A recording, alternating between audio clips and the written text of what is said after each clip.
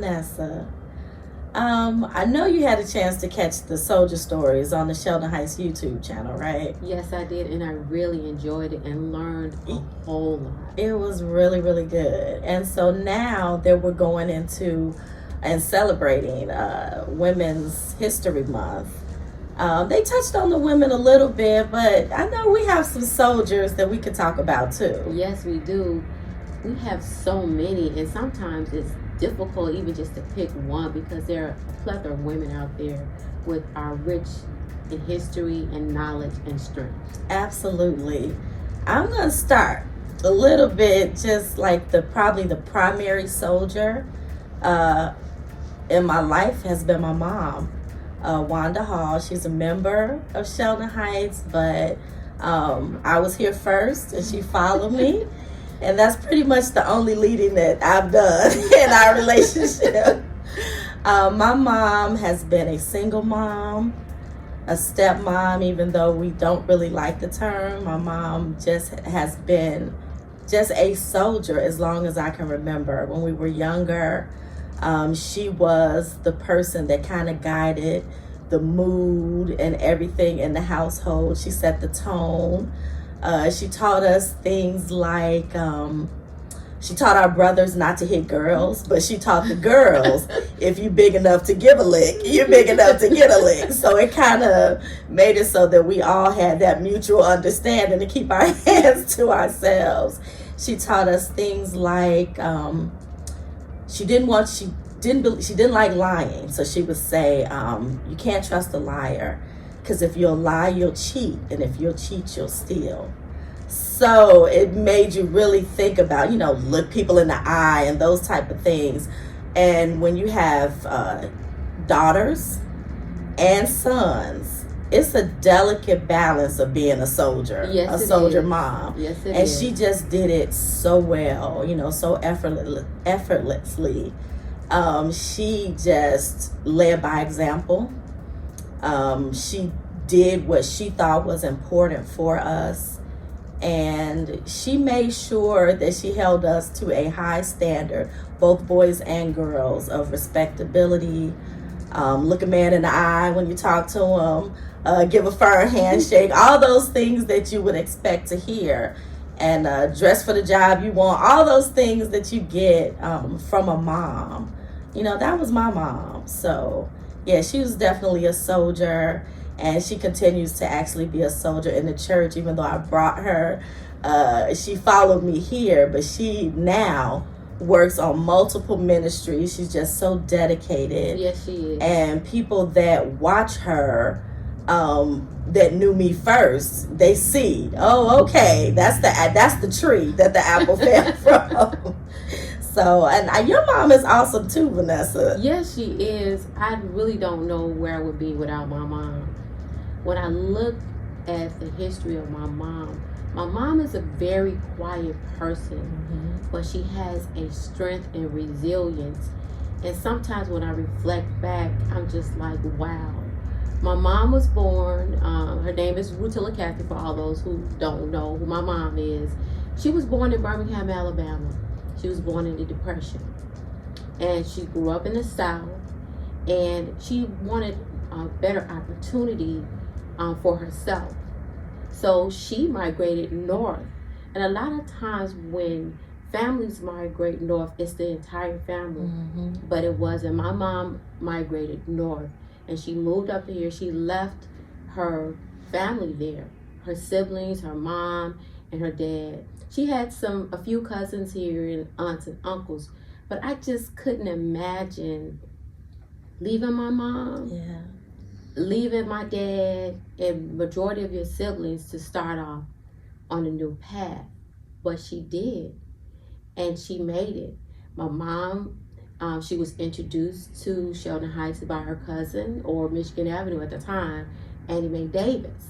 And my mom became a member of the church when she met my father, Charles Cathy. But growing up, I just saw so much love from my mom. My mom was, like I said, had a quiet spirit, but she was loving. I just love to see the relationships that she had with her sisters, how they loved to laugh and and share things and had their own little special language. They would laugh with each other. And she just taught my brother and I, as you said, how to love. Yeah. You know, there wasn't anything where we can fight. If we fought or argued, we had to make up. Yeah. And she was big on family unity. But the most outstanding thing I can really say about my mother is she's an encourager. She always encouraged me and my brother. Me? You know, I was kind of introverted as a child and shy. And sometimes she could see where I didn't want to do things or was shy about doing things. And she always had some type of affirmation, not only to encourage me, but also to encourage my brother to do the best we can, be the best that we can be, as well as being Christian. She brought us to church and she came to church. She taught us about faith and having faith in God and trusting in God. And one of my, another profound memory is my brother and I were in college, and you know, it's hard, you're away from home, and you're nervous about, you know, whether or not you're going to pass this class or, you know, graduation, and disappointing your family. And she bought us both a mustard seed. I kept that mustard seed for years. I kept it with me. I carried it with me. She encouraged me to be the best wife that I can, the best Christian mother, and she still encourages me today. I get texts in the morning with good morning, praying for you, have a blessed day. Yeah. Her ministry is encouragement. Wow. She loves to encourage. But I also know that my mom got her strength from her mother. My grandmother, Flora Hartfield, was a praying mother. And I can imagine raising 8 kids in the Mid-South during Depression and one income and trying to feed children. Yeah. But my grandmother's favorite scripture was Psalms 23. And when she would say it, you can just feel how she felt about that favorite scripture. And to this day, when I hear that, I think about my grandmother. Wow. But we're talking about our people that are close to us. What about women? Who is a strong soldier for you? Someone in history that enriched you or you encouraged you? Or well, just hearing you talk about your mom and everything, it just really impacted me. Our moms have a similar story, and your brother has definitely talked about that mustard seed. I have heard him talk about the mustard seed before. But as far as someone that's not physically connected to me, I really relate to Maya Angelou. I always have. I write poetry. But it's not always just her poetry that I've connected to her with. I remember growing up and seeing the movie, I Know Why, I think it was like a TV special, I Know Why the Cage Bird Sings. And that was the first time I heard or saw a story of a young Black girl talking about really hurt that had happened in her life. Watching her struggle and the abuse that happened to her and what happened as a result of the abuse to her, it really connected to me as a young woman who had had an issue with abuse. So I always felt connected to her on that level. And then just because the poetry that she wrote oftentimes spoke of a beauty that she saw in herself, where she wasn't necessarily traditionally what Hollywood or even TV at that time would have called beautiful, because she, you know, had strong Black features and, you know, wider hips, and that wasn't typically what you saw as beauty. And I was one of those kids that when I was little, that was a nickname. One of my friends' mom used to call me Hips because I had hips so early. She made me look at myself differently. And I remember even later in her life when she did things like the Medea show, the movies and everything, she always had this like an aura or something. This strength about her. Like she knew she was beautiful. Like you could, it doesn't matter what you think about me. Like I feel this beauty in myself, and I always, that level of confidence is something that, you know, I always wanted to have. And I always loved that about her. And most importantly, I remember an interview that she had, and I'm one of those type of moms or aunts. If you talk to my nieces and nephews, they'll tell you. But she was doing an interview, and a young lady got up to ask a question, and it's a lot of controversy about it. Did she have to say this to the young lady? Did she have to handle it the way she did? But the young lady called her by her first name before she asked the question. And Maya Angelou just stopped her like right there and just basically kind of gave her a little bit of lesson about respect. And she kind of said, you know, you haven't lived long enough to call me by my first name like that. Like we're not on the same level. But she said it, but then she came back with like a loving hand and said, I'm your teacher, I'm your mom, I'm your auntie, I'm your professor. And so to me, that softened it for the young lady. I'm sure she was a little bit embarrassed because she didn't recognize what she had done wrong. But I think sometimes our children, and I'm like that with my children, yes, you have to tell them because they don't know. And she kind of alluded to that when people were asking her about it. Like, did you have, you know, people have always been kind of, why did she say that? But later on in the interview, she did kind of talk about children don't grow up or don't come into this world knowing what's right or what's wrong. It's up to us. You have to take them. And even if it's uncomfortable, I'm sure she could have let that go. It would have been easier to just answer the young lady's question. But she took the time to say, this is how you respect someone who is, you know, your elder. And I've always tried to have that mindset. You know, my boys are yes ma'am and no ma'am, or yes sir and no sir. I don't like this, you know, I want to hear auntie when they talk to their aunts. I want to hear uncle when they talk to their uncles. And it's just an old school mindset that she always carried a level of respect for herself and demanded other people to respect her as well. Yes, and so like I said, I love her poetry. Still I Rise, all those things, but just her demeanor and how she held herself as a woman, as a soldier. As a soldier woman, I always enjoyed that about her. Well, I have a good soldier woman. A lot of times, you know, we go, and they are women in their own rights. We think of Coretta Scott King and Rosa Parks. But as I stated earlier, there are a plethora of women who are strong soldiers. And when I think of someone that's different, and sometimes you don't realize how strong that person is until they pass away. Right. And that person is Cicely Tyson.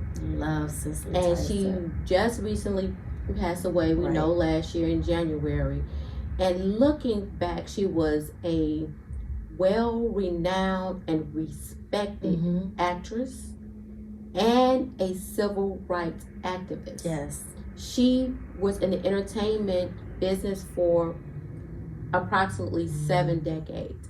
And what really struck me about her is that we know in the entertainment business, there is a certain look.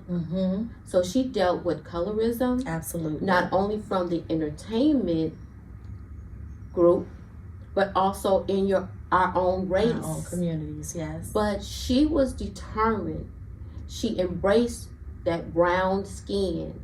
She was determined that she was going to be successful. She had a passion for what she did. Yeah. And she didn't set any barriers on herself because of her skin color. She embraced it. And she was able, at that time when women, you had to have a certain look, she was able to get on Ebony, the cover of Ebony magazine. She was able to, you know, even make it later in life on other mainstream magazines.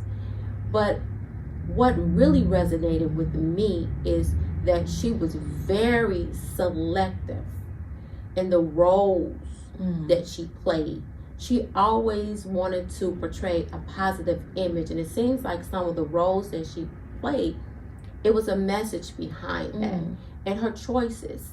So when I think about when I was little, she played in Roots, Sounder, yes, the autobiography of Miss Jane Pittman. Yes. And that's the one that I really remember as a child, because it was just amazing to see how she embraced that role from someone that was born into slavery.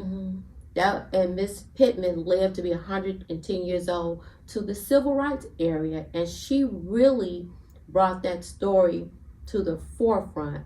She played Coretta Scott King, and even locally here, Marva Collins, who was a teacher and educator here. But maybe some of the younger generation, they might not know some of those roles that she played in, and those roles really sent a message. They may know her in more recent films like The Help, and she played into some of the Tyler Perry movies, and older, she played in the with Viola Davis. Yes.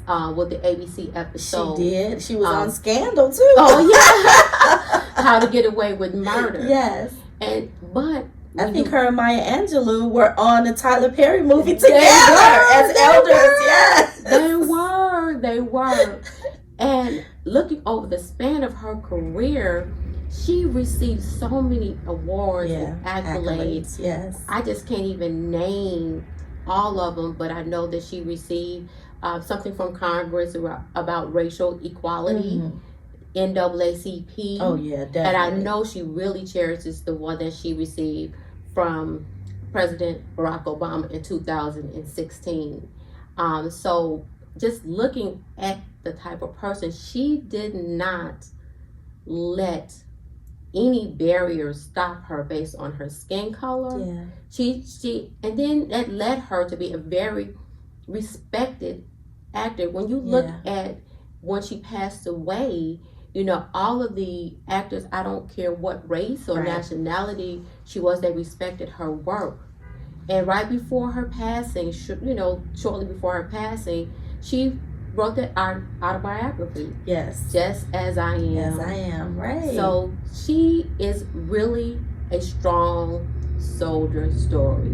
She beat the odds. She was determined, and she was strong, and she was resilient, and she kept pushing through. I agree. Wow, it's so funny how interconnected strong women can be. It's like iron sharpens iron, right? Yes.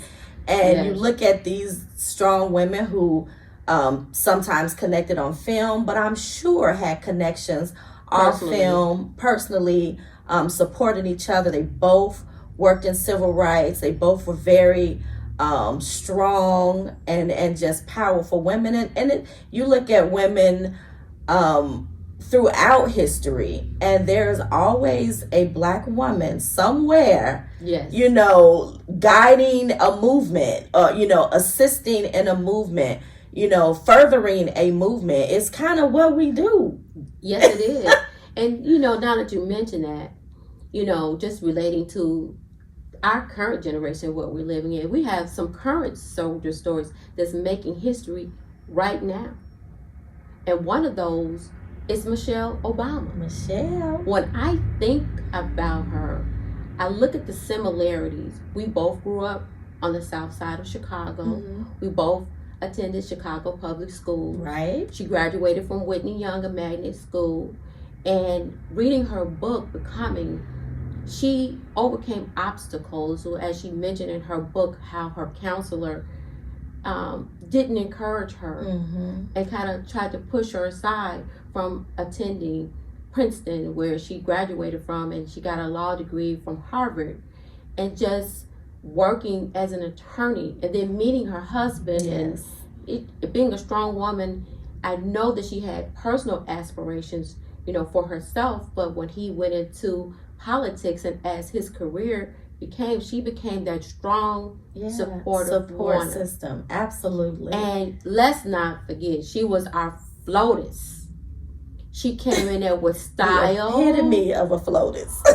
style and class. Yes. And it's funny because if you read her book, they loved her style, but they loved to criticize her as well. She had great initiatives with teaching children how to eat healthy and nutrition and education for girls and just all of the initiatives. And she's still actively involved now. Is. Yeah. Yes, she is. So I feel that she is a current role model and a shoulder story currently, because young girls, college age women, and even older women can look to her and aspire, because her book was about how she now is kind of reinventing herself after the presidency. Right. Her husband being the president, how she overcame, how she's becoming, and it's almost like how she's still developing, because we've seen her recently on Blackish.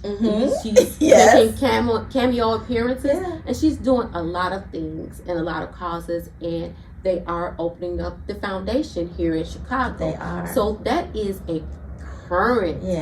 She's a great example for our girls today. A great example. Yes, she is. I'm so glad we had an opportunity to just sit down and talk. You know, you're a little bit my shiro too, though. So you are too. I just really enjoy working with our Annex Core team, and you're one of our newest members, and you have been such an asset. I know you're tired of me telling you, but just your personality and everything. So you're a soldier, Vanessa. But you're a soldier as I'm well. trying.